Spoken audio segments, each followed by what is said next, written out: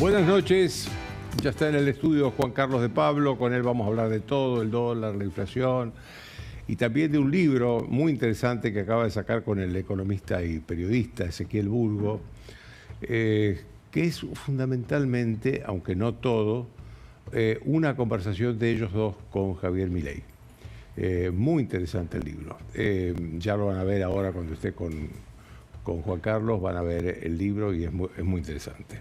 Y están también mis colegas, voy a empezar por nombrar al invitado, aunque ya es casi un hombre de la casa, que es Pablo Sirven, está Florencia Donovan y Paz Rodríguez Niel. Antes quiero hacer algunas reflexiones sobre algo que está pasando en este momento. La oposición consiguió quórum en la Cámara de Diputados para sesionar. Se necesitan 129 diputados para sesionar y para el quórum, para empezar la reunión, y lograron reunir a 131. Es la segunda vez en poco tiempo, hace poco tiempo el Senado hizo lo mismo. Y yo creo que es preocupante para el gobierno que el Congreso se esté autoconvocando para tomar decisiones que le importan a la oposición, no al gobierno.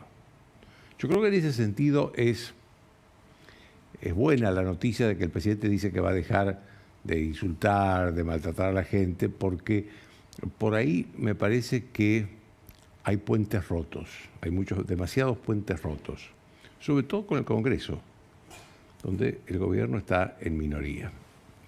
Pero hoy, Ricardo López Murphy, que es diputado, decía en el Congreso una cosa que es cierta, decía, no somos un régimen, no vivimos en un régimen parlamentario.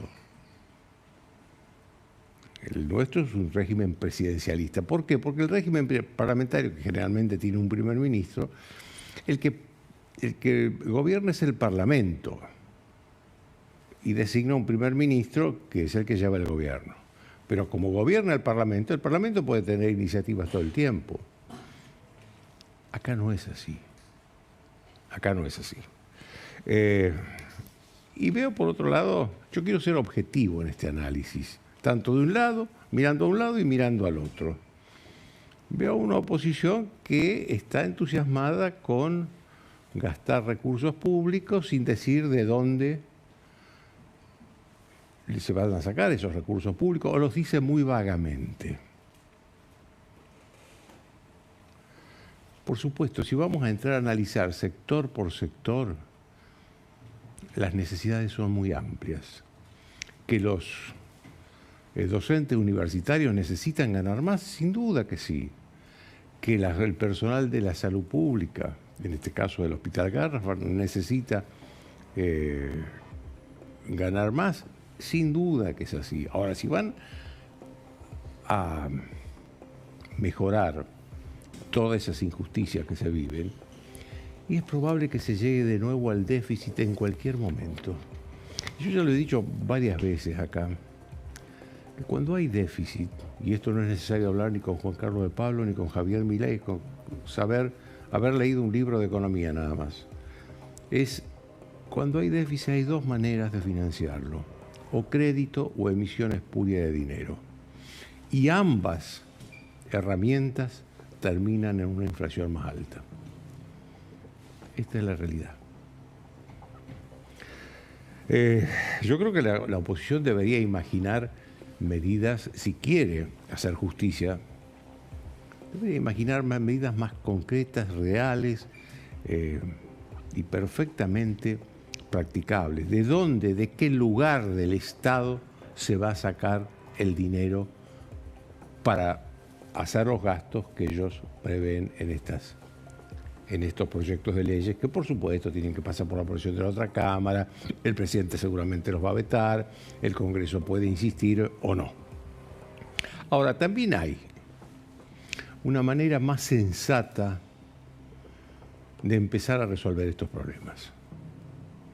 Y una de esas maneras sensata es tratar un presupuesto. Todo país serio tiene un presupuesto para manejarse durante un año y después, obviamente, al finalizar el año se trata el presupuesto del próximo año.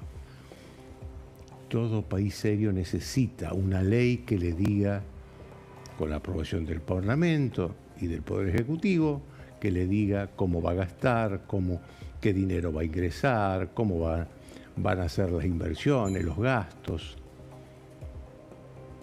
Hace 2 años que no hay presupuesto. Milei está gobernando hoy con un presupuesto, si es que se le puede llamar presupuesto, el último de Alberto Fernández, 2023. Sucede que en la Argentina el presidente puede firmar un decreto y prorrogar la vigencia del presupuesto hacia el otro año. Y después, también por decretos, cambia las partidas de acuerdo a las políticas y a las ideas del presidente. Eso ya no es tener un presupuesto.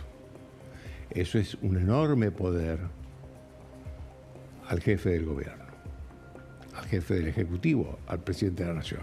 Ahora, la oposición tampoco hace nada para tratar el presupuesto, porque hay un presupuesto enviado por Milei. La oposición no hace nada para tratar el presupuesto, no habla del presupuesto.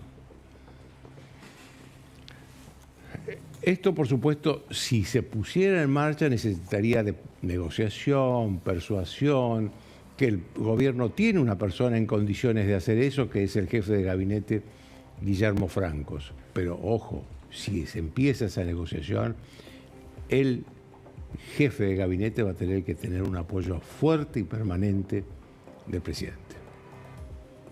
Que no ande rompiendo canales de diálogo el presidente. La pregunta que hay que hacerse es también si el gobierno quiere que se trate el presupuesto, porque yo tengo muchas fuentes parlamentarias que me dicen que el gobierno no tiene ningún entusiasmo en tratar el presupuesto. Ningún entusiasmo en tratar el presupuesto. Por supuesto que la vida es mucho más fácil si las cosas se resuelven con una firma del presupuesto del presidente y esas decisiones no pasan por el Congreso. Pero esa es una cara de la moneda, ¿eh? Porque la otra cara de la moneda es que como no tener presupuesto es el argumento de la oposición para decir, yo dispongo qué es lo que el gobierno va a gastar. Y hacen estas cosas que están haciendo ahora. Se autoconvocan, consiguen el número. Entre paréntesis, no escuché hasta ahora que a Martín Menem le hayan dicho traidor, ¿eh? Martín Menem está presidiendo una sesión de la Cámara de Diputados, que hoy era un día de sesiones ordinarias. La oposición se sentó, juntó el número, tenía que empezar a leer. Martín Menem cumplió con su obligación y se fue y presidió. Es lo mismo que hizo Victoria Villarroel con el Senado y le están llamando traidora. Es lo mismo, exactamente lo mismo. Yo creo que la oposición de paso aprovecha, uno de los objetivos es quebrar la política del superávit de Milei cuando faltan poco más de 2 meses para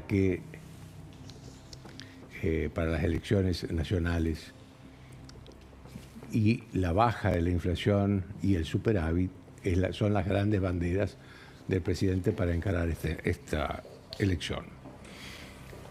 Hay una pregunta que yo me hago en todo esto. Cuando hay poco dinero, hay motosierra por un lado, hay una oposición que quiere gastar y que dice no gaste.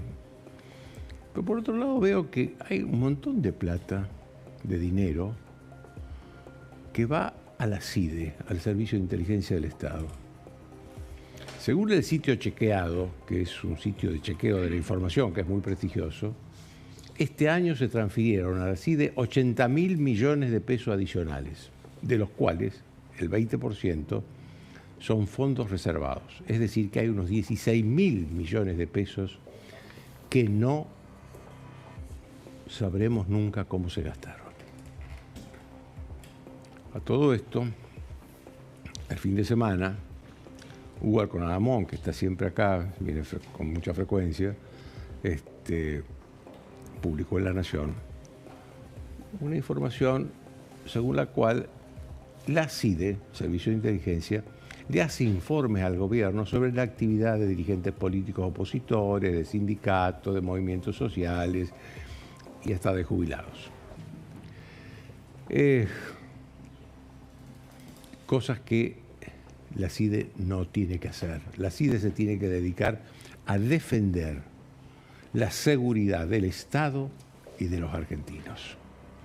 Punto.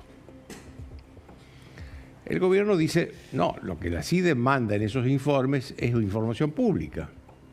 Y efectivamente el propio Hugo dice en su información que por lo menos una o dos de las informaciones habían sido publicadas en diarios.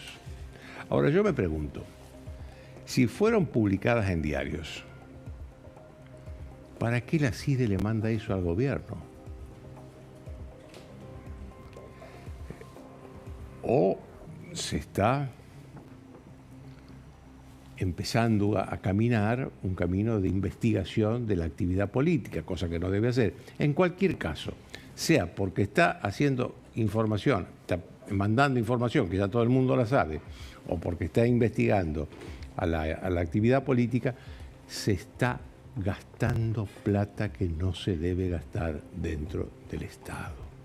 Y esto el presidente Milei lo debe saber, porque él anda con la motosierra y ahí tiene un lugar para poner la motosierra en acción. Juan Carlos de Pablo.